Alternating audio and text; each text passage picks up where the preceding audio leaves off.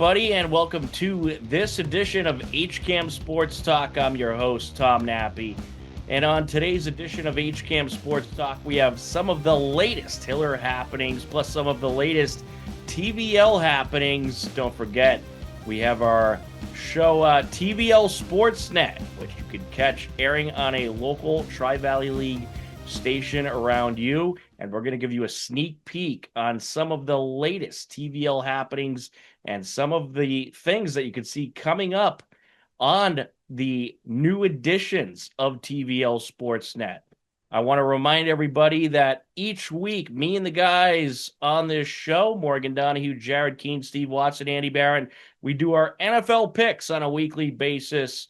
And this week, unfortunately, we won't be able to share those on the show, but you could catch them on the HCAM website prior to Sunday's game. Just head over to hcam.tv and we'll have them up prior to Sunday's NFL games, our NFL weekly picks. But right now, here are some of the latest Hopkinton Hiller happenings and some of the latest happenings around the Tri-Valley League. On Tuesday, October 14th, Hiller girls and boys soccer hosted a doubleheader versus Dedham. In the first leg of the doubleheader, the girls' game took place. It was a scoreless game into the second half. Rodgers looking to break through. Approaching around the goalie, and that is in! Wow, what a score for Dedham!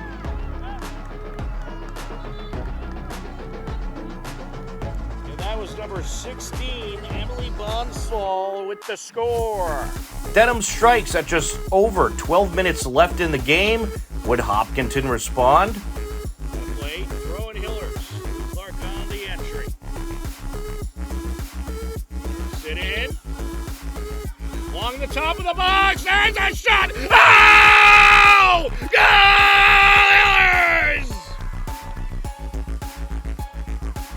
Hillers! Izzy Dunn gets it done and ties the game at 1-1. After some great pressure, Izzy Dunn is able to strike, and the game would end in a 1-1 tie. Following the tie, the Hillers stood at 9 wins, 1 loss, and 1 tie on the season. Dedham stood at 5-5-3. In the second part of the doubleheader, the boys' game took place, and it was quite a battle. Here comes the Marauders, and a shot wrapped up. Good boot by Aiden Luby. And a nice save by Owen Tomasino Stewart.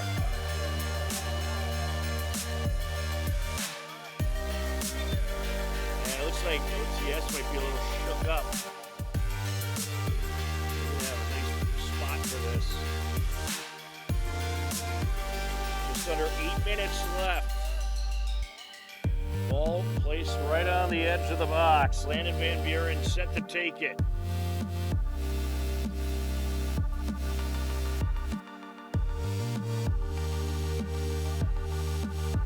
I got a feeling he's going for the net here. He is indeed, and shuffled away. After a tough physical game, the final score would be a 0-0 tie. Hopkinton's record went to 6-4-3. Dedham to 6-7-1. On Wednesday, October 15th, Hiller Unified Basketball hosted their final regular season home game.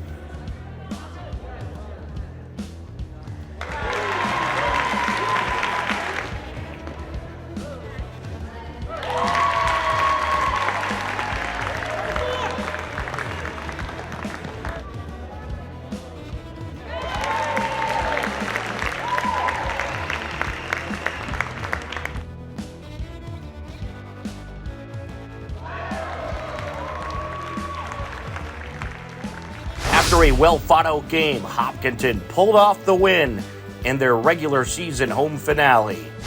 Also on Wednesday, Hopkinton Babe Ruth Baseball hosted Bellingham. And this is hit in the air.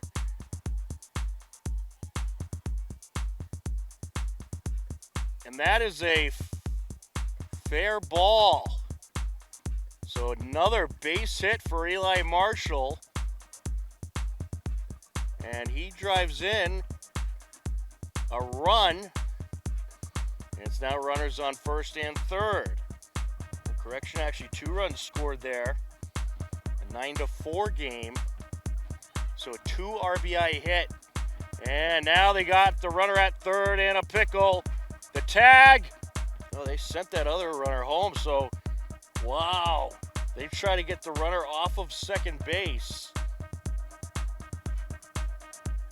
And he went. And that's going to do it. After a strong comeback in the final inning, Hopkinton falls just short by a final of 8-5. On Thursday, October 16th, Hiller Girls Varsity Soccer hosted Holliston. The game was scoreless entering the second half. That is sent away by Staff.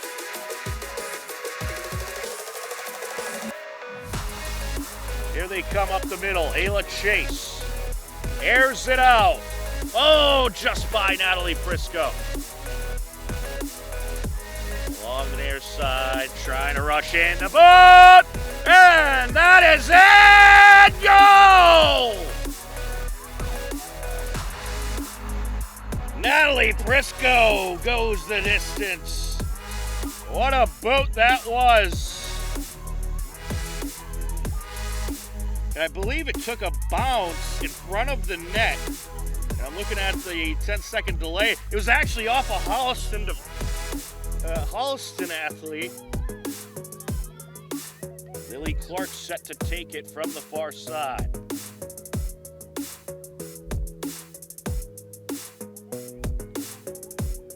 There's it out into the box. And no! Out in front, and it's put in! Wow! The defender tried to kick the ball out, and I think she hit the post, and it deflected back into the net. The Hillers are going to take a 2-0 lead. They had the corner, a header. The defender hit it, it went off the post, and then actually you can credit that goal to Emma Prisco. Emma Prisco is able to get her foot on it to securely put it in the net. So I'm going to give Emma Prisco that score. So you got Natalie Prisco with a goal at 36:43 left. And now Emma Prisco at 32:08 left. The Hillers bring the pressure in the second half and would capture the 2-0 victory. Natalie and Emma Prisco both had scores in the game as the Hillers improved to 10-1-1. On Saturday, October 18th, Hiller Girls Varsity Soccer was back at it, hosting Algonquin for a Saturday night showdown.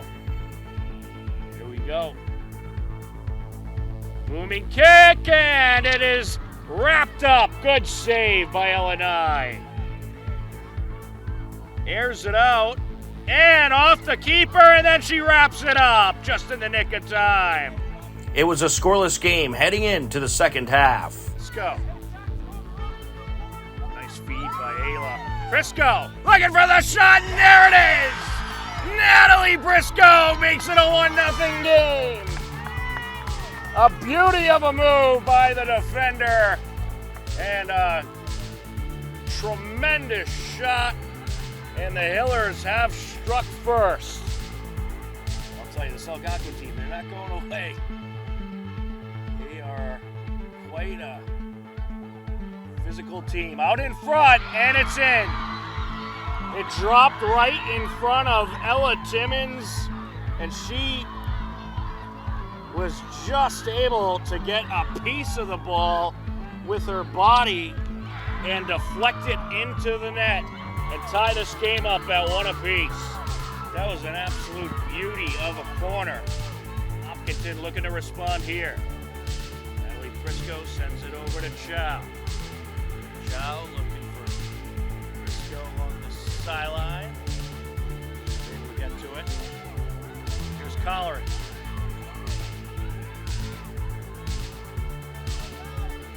And that is sent towards the net, and that is in! Wow! What a shot that was! Absolutely unbelievable.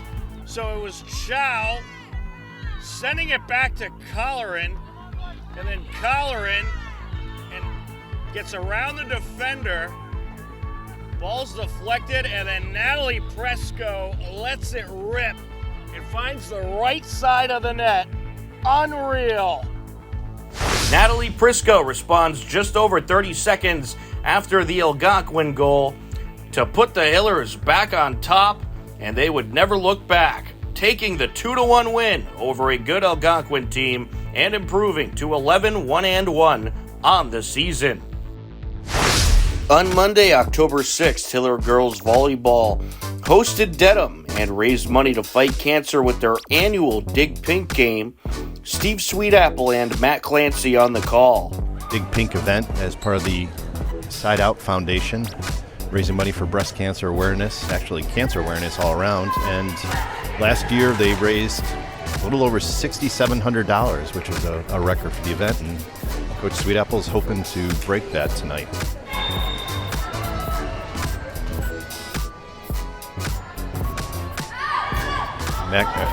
They were calling out. Fitzpatrick got it. Sid, Gabby, outside. Abby, that's it. Hopkinton takes the first set, 25-18. We'll be back with the second set momentarily. Walsh, a good set. Gabby's there, outside. That's going to be tough. No, can't do it. Right. Nice swing from Emily. 24-11. Fitzpatrick serving, still set until match point. Heavy, Gabby, Julia, and that's it. Hopkinton takes the third set, 25-11 for a 3-0 sweep of the Dedham Marauders. Hillers take the win via a sweep and improve to 8-3 on the season. On Tuesday, October 7th, Hiller Boys Soccer hosted Dover Sherborne.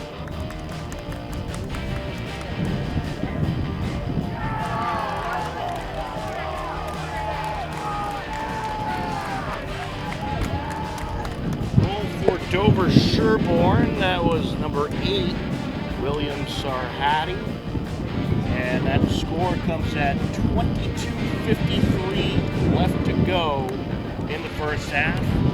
Ty June looking to improve.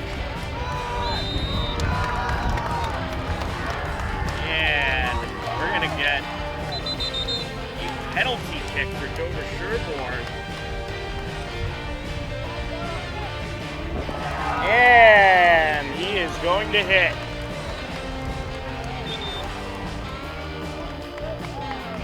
Score on the penalty kick for Dover Sherborne. That was Austin Keating. Dover Sherborne captured the 2-0 win over the Hillers.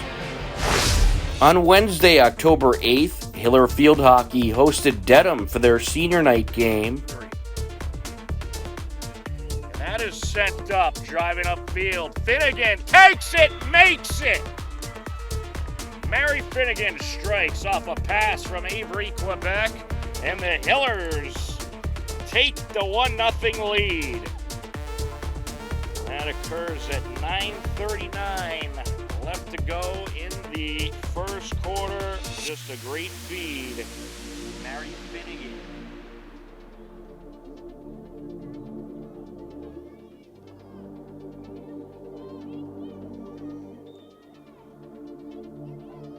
Sends it in. Top of the shooter area, into the box, out in front. Great passing and a great shot to cap it off. 3 tremendous passes there, and the finisher put in by Abby Burke. That score comes at 6:16 left to go in the second quarter. Centering pass out in front, and that shot is in. A beauty of a shot by Eddie Lane. You got to give her credit for that one. She got a nice lift on it. Gets it in, top of the attack area, into the attack area, and a score! And Dedham has tied the game up. Marin Lane pops it in. And we're we're knotted at 2 apiece with 3:25 left to go in the fourth quarter. The game ended in a 2-2 tie. The Hillers are now 5-4-4 on the season. Also that Wednesday, Hiller Cross Country battled Norwood. Matt Clark was on the scene to catch up with the team and cover the meet.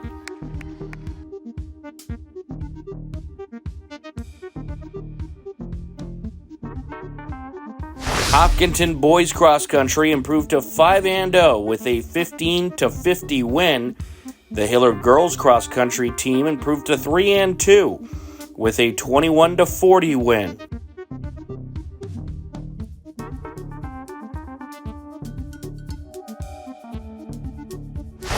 Yes, so if we win today, then we would be 5-0 and would be the TVL large champs. Okay. Can you talk about the team this year and how the season has gone? Sure. We have a great group of senior captains this year. We have 51 boys on the team. They have worked really hard over the summer and came into the season ready to go. So it's been a great season so far.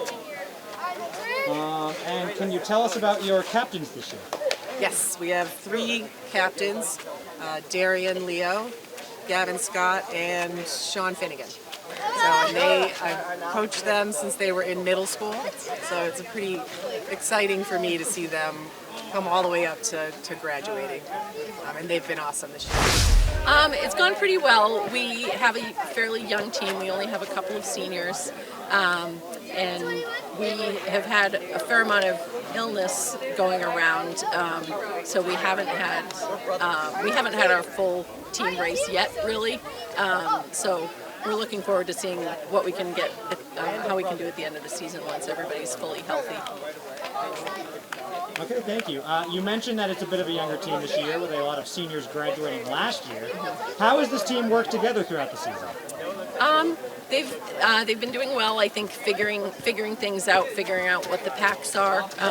We have an especially strong group of juniors who have been doing a great job sticking together and encouraging each other. So I think the future looks bright, and I think we'll be strong by the end of the season too. Okay, can you tell us about your captains and leadership this season? Sure. We have 2 seniors and a junior. The seniors are Megan Gabulis and Chloe Tumbleton.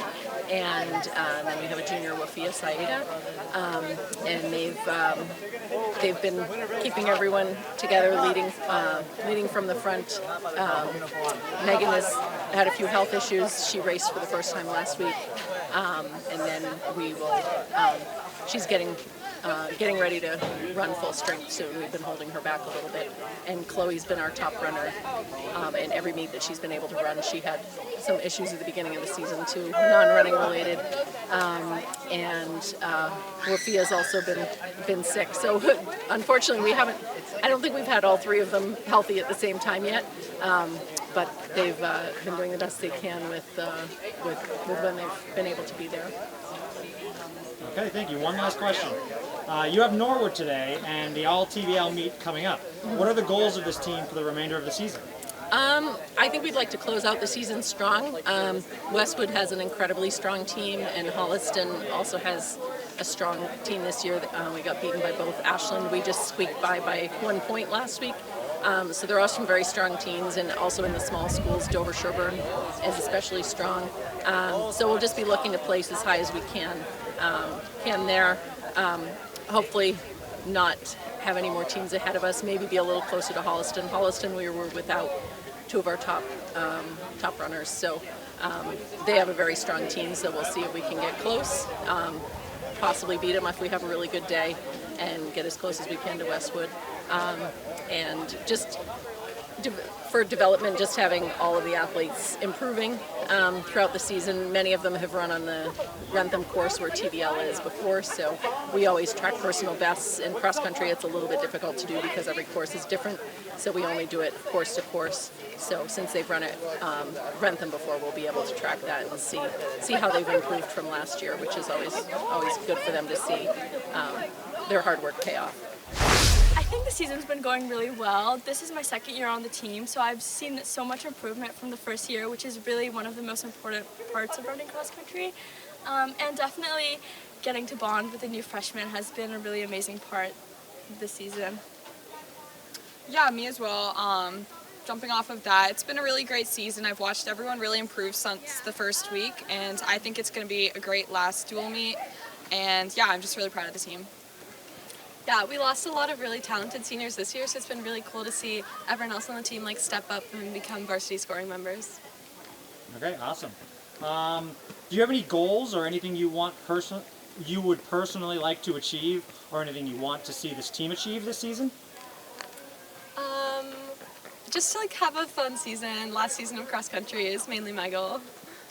Yeah, I think a goal every year of us is to make it to the all-state meet at the end of the season, so that'll be a good opportunity for the team to try at the state meet this year. So yeah, I completely agree with all they said, but again, just the new class of freshmen and the seniors that just graduated, building a good team for next year is also really important, so training hard. Okay, thank you. And one last question. Do you have a favorite memory from this season so far? Yeah, I would definitely say the Spaggers have been super fun. They've been a great way to get to know the team outside of practice. So I don't have a specific Spagger, but that's definitely one of my favorite events we've had. 1 second, can you do, what's a Spagger? Oh, so before we meet, we'll have a spaghetti dinner at someone's house, just to get carbs for our meet and energy. Yeah, Yep. Super fun. Yeah, I think a lot of the team bonding events are really important for the team, energy and just getting to know each other, and including that is the community harvest that we do every year, where we volunteer and we help to harvest vegetables for the community, basically. Yeah, another fun team bonding activity we did this season was the puzzle challenge, and it's just a fun little game we do with some friendly competition.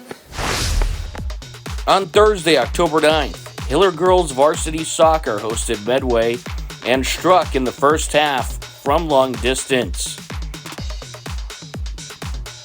Here's it out to the net. It's in! Wow! Some serious air there by Nina Claved. And just below the midfield circle, she took the free kick and went right over the goalie for the first score of the game. And the Hillers lead it 1-0. 25:30 left to go.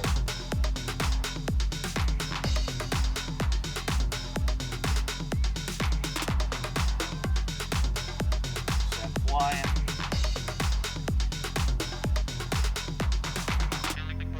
Hillers trying to move back up towards the attack zone. Here's Chow. Allie Prisco now. Approaching, takes it. Oh, it's in! Off the keeper's hand, and in it goes. Natalie Prisco strikes at 3:46 left to go in the first half. Just a beauty of a shot. Hopkinton holds on for the 2-1 win and improves to 9-1 on the season. You can catch TVL Sportsnet airing on HCAM as well as several other local access stations in Tri-Valley League towns.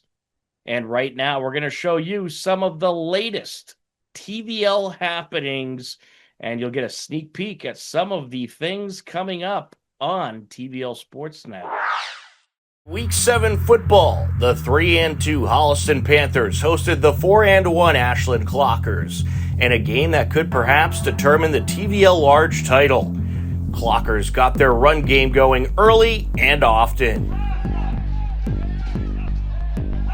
Atherton to throw, fires, complete to number 7. Lambert on the right wing, Ozalumba on the left. Boomer is the fullback. Pitch to Lambert, left side, breaks a tackle. Touchdown, Ashland.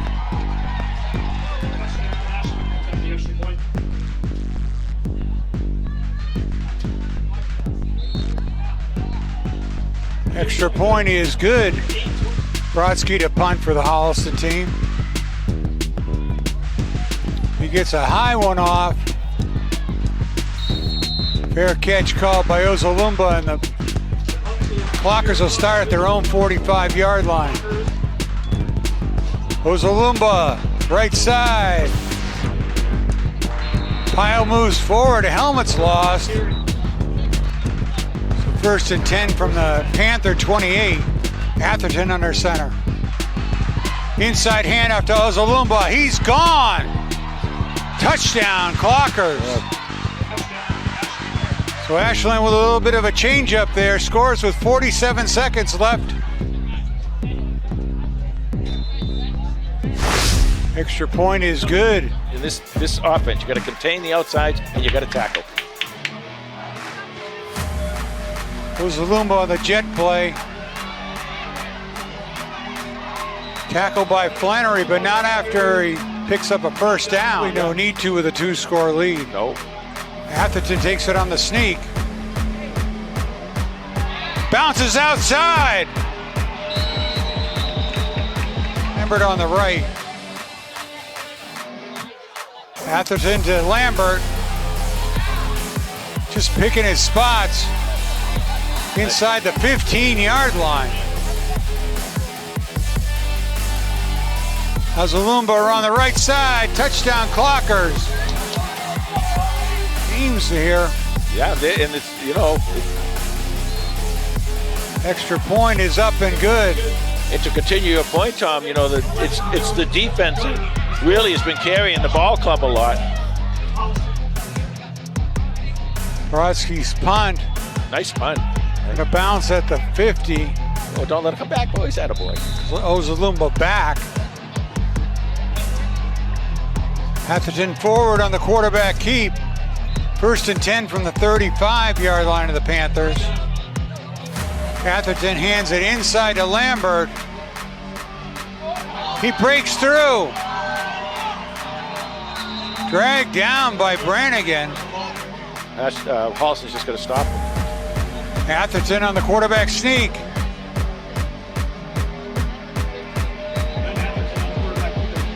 No signal. No signal yet. Touchdown, Clockers. Kick's good. 4 rushing touchdowns, including 3 by Kevin Ozalumba in the first half for the Clockers. Ashland leads 28-0 heading into the second half. McGrath in motion. Patrick to throw. Fires to Murrow. Interception. Number 2 with the return. Has it inside the 35-yard line. He stopped right now. Ozalumba cuts inside of Murrow. Breaks away. 3rd touchdown of the game for Kevin Ozalumba. His 13th of the season. And if you watch this run, that's exactly what I was talking about. You got to tackle him because he got grabbed right at the beginning, and it looked like he was going to get tackled either for a loss or a very short gain. He just pulled his body, turned his body, and got out of that, then got in there, and then came up through, and the rest of it, he just was just Katie by the door, really.